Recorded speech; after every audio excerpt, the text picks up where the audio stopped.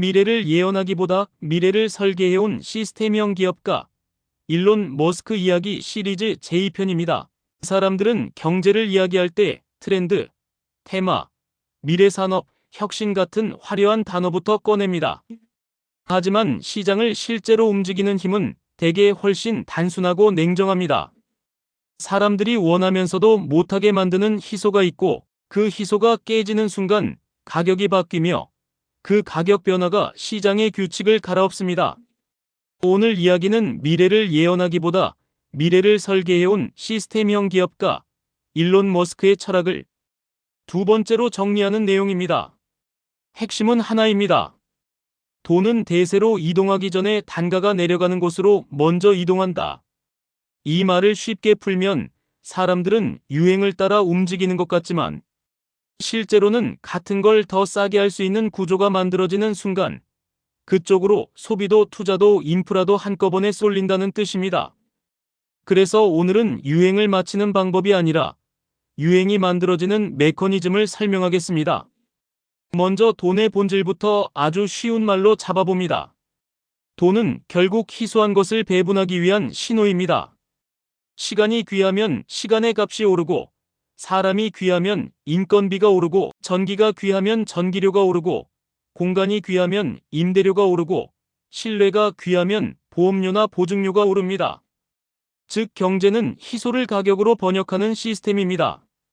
그래서 돈이 몰리는 곳은 보통 같은 공식으로 움직입니다. 희소한 것이 있다. 가격이 오른다. 마진이 생긴다. 돈이 몰린다. 경쟁이 격해진다. 그런데 여기서 게임 체인저가 등장합니다. 누군가가 그 희소를 풀어버리면 가격이 내려가고 규칙이 바뀌고 승자가 바뀝니다. 머스크식 관점은 이 순간을 예언처럼 포장하지 않습니다. 오히려 왜 희소한지를 끝까지 파고들고 어떻게 풍부하게 만들지를 설계합니다. 그럼 여기서 아주 중요한 오해를 하나 바로잡아야 합니다. 많은 사람들은 희소를 풍부로 바꾼다를 생산량을 늘리는 것으로만 생각합니다. 하지만 시장을 진짜로 흔드는 풍부함은 단순히 물건이 많아지는 게 아닙니다. 풍부함은 보통 세 가지 레버로 만들어집니다. 첫째는 단가 하락입니다. 같은 결과를 더 싸게 만들 수 있을 때 더 많은 사람이 접근합니다. 여기서 포인트는 싸게 파는 게 아니라 싸게 만들 수 있다는 겁니다. 가격이나 경쟁은 오래 못 갑니다. 원가가 내려가야 지속됩니다. 둘째는 접근성 확대입니다. 단가가 내려가도 쓰기 어려우면 시장은 커지지 않습니다. 예를 들어 전기차가 싸져도 충전이 어렵다면 사람들은 망설입니다. 위성 인터넷이 좋아도 설치가 복잡하면 확산이 제한됩니다. 접근성은 결국 인프라와 표준의 문제입니다. 셋째는 시간 단축입니다. 사람들이 싫어하는 비용은 돈만이 아닙니다. 기다림은 매우 비싼 비용입니다. 대기 시간이 줄어들면 선택이 바뀌고 선택이 바뀌면 시장이 바뀝니다. 시간 단축은 보통 공정 혁신, 자동화, 프로세스 재설계에서 나옵니다. 그래서 희소를 풍부로 바꾼다는 말을 쉬운 한국말로 바꾸면 이렇습니다. 가격을 낮추고 접근성을 넓히고 시간을 줄이면 시장의 규칙이 바뀐다. 그 다음은 시장이 재편되는 전형적인 순서를 설명해 보겠습니다. 희소가 풀리는 순간 시장은 보통 6단계로 재편됩니다. 첫째, 가격이 내려갑니다. 단가 하락이 시작되면 처음에는 새로운 걸 좋아하는 사람들이 먼저 움직이지만 진짜 변화는 다음 단계에서 일어납니다. 둘째, 사용자가 늘어납니다. 사용자가 늘어나면 불확실성이 줄어듭니다. 써도 되나? 가 다들 쓰네로 바뀌는 순간이 옵니다. 셋째, 생태계가 생깁니다. 부품 공급, 유지보수, 보험, 교육, 콘텐츠, 유통, 서비스가 붙습니다. 여기서부터는 개별 기업이 아니라 산업이 움직입니다. 넷째, 표준이 만들어집니다. 생태계가 커지면 표준이 생기고 표준이 생기면 새로 들어온 사람은 그 표준 위에서 빠르게 성장합니다. 반대로 기존 강자는 과거의 방식과 관성 때문에 느려집니다. 다섯째, 기존 강자는 품질은 지켜도 원가에서 밀립니다. 사람들이 생각하는 것과 달리 기존 강자가 무너지는 이유는 대부분 품질이 아니라 원가입니다. 과거 구조를 유지하면 단가를 못 내립니다. 시장이 커질수록 원가 격차는 치명적이 됩니다. 여섯째, 돈의 지도가 바뀝니다. 마진이 이동합니다. 예전에는 제품을 팔아서 돈을 벌었는데 이제는 유지보수에서 돈을 벌기도 하고 플랫폼에서 돈을 벌기도 하고 인프라에서 돈을 벌기도 합니다. 수익의 중심이 이동합니다. 이게 시장 재편의 실체입니다. 인기가 바뀌었다가 아니라 돈이 도는 루트가 바뀐 것입니다. 여기서 중요한 질문이 하나 나옵니다. 가격은 왜 내려갈까요? 답은 단순합니다. 원가가 내려갈 때만 가격은 지속적으로 내려갑니다. 그래서 머스크가 보는 것은 유행이 아니라 가격표를 움직이는 원가 공식입니다. 그는 보통 가격표를 분해합니다. 가격표는 크게 세 덩어리로 쪼개집니다. 재료비, 즉 원재료와 부품과 에너지 비용이 있고 제조와 운영비, 즉 공정과 인건비와 불량률과 품질 관리 비용이 있고 거래와 전환비, 즉 물류와 설치와 유통과 규제와 서비스와 학습 비용이 있습니다. 유행을 쫓는 사람은 수요가 늘 것을 말하지만 원가 공식을 보는 사람은 어떤 항목이 내려갈 것을 봅니다. 미래를 만든다는 것은 이 항목들 중 하나 이상을 구조적으로 낮추는 것입니다. 그럼 원가를 구조적으로 낮추는 레버는 무엇일까요? 머스크의 사업들에서 반복적으로 나타나는 도구는 네 가지로 요약됩니다. 첫째, 재사용입니다. 한 번 쓰고 버리는 구조는 항상 비쌉니다. 매번 새로 만들어야 하기 때문입니다. 재사용이 가능해지면 한 번의 비용이 여러 번으로 분산되고 단가가 내려갑니다. 둘째, 수직통합입니다. 핵심 부품과 공정을 남에게 맡기면 가격과 속도와 품질이 외부 변수에 좌우됩니다. 수직통합은 위험도 크지만 원가 구조를 직접 설계할 힘을 줍니다. 셋째, 표준화입니다. 복잡도는 원가입니다. 제품 종류가 늘어날수록 재고가 늘고 공정이 복잡해지고 불량률이 오릅니다. 표준화는 매력을 줄이는 게 아니라 생산성을 올리고 비용을 낮추기 위해 존재합니다. 넷째, 자동화입니다. 자동화는 인건비 절감만이 아닙니다. 더 중요한 것은 일관성입니다.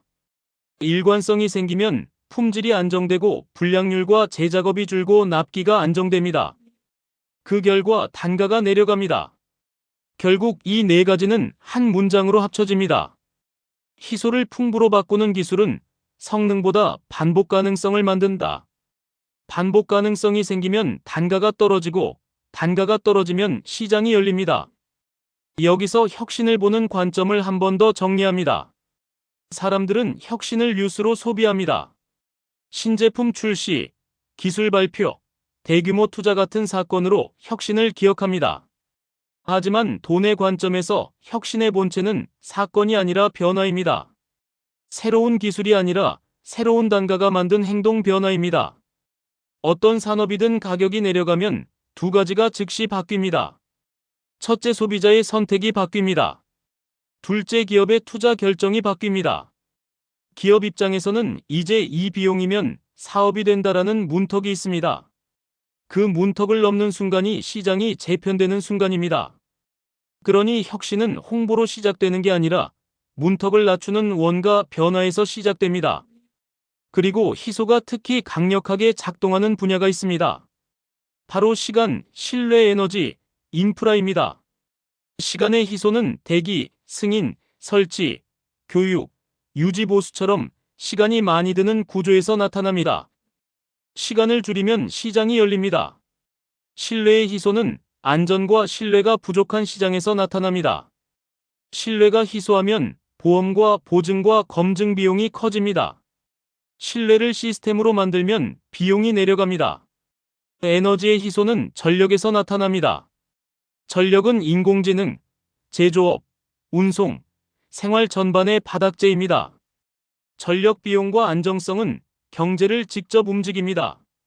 인프라의 희소는 길, 항만, 데이터 센터, 통신망 같은 기반에서 나타납니다. 기반이 부족하면 어떤 혁신도 크게 성장하기 어렵습니다. 인프라 희소가 풀리면 산업은 폭발합니다. 그래서 머스크의 경제관은 이런 곳을 노립니다.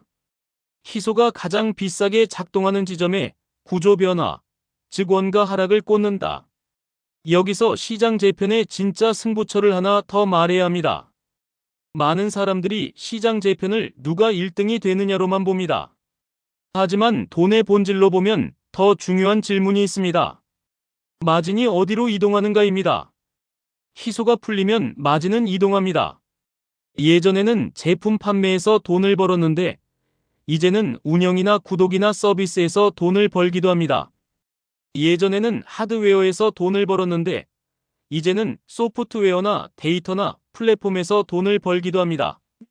예전에는 콘텐츠에서 돈을 벌었는데 이제는 인프라나 유통이나 결제에서 돈을 벌기도 합니다.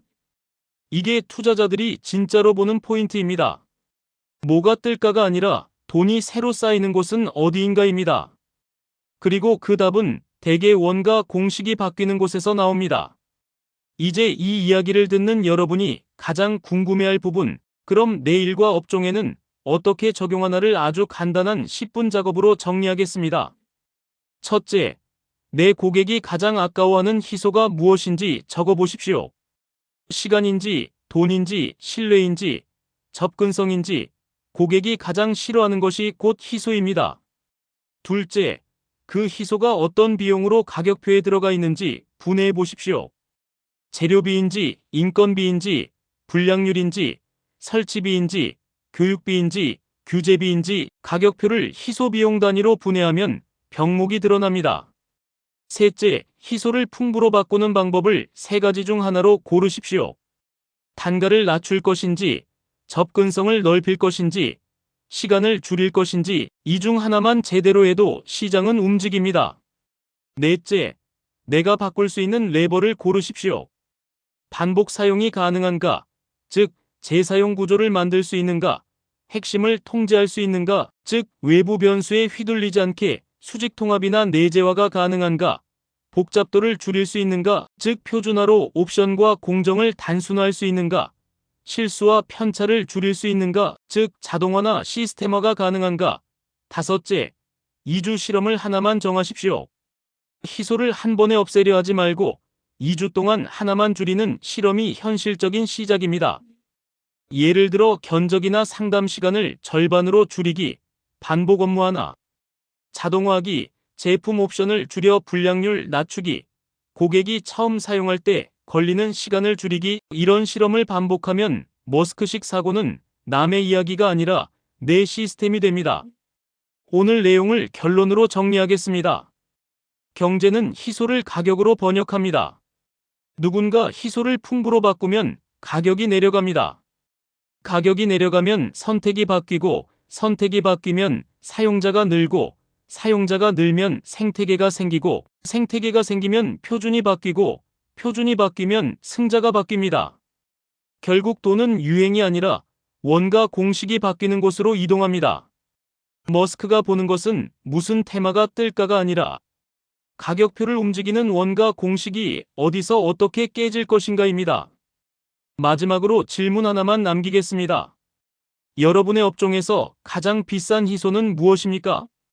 고객이 좋아 보이는데 비싸서 못하겠다, 또는 좋아 보이는데 번거로워서 못하겠다라고 말하는 지점이 있다면 그것이 바로 여러분 업종의 병목이고 동시에 앞으로 돈이 움직일 가능성이 큰 지점입니다.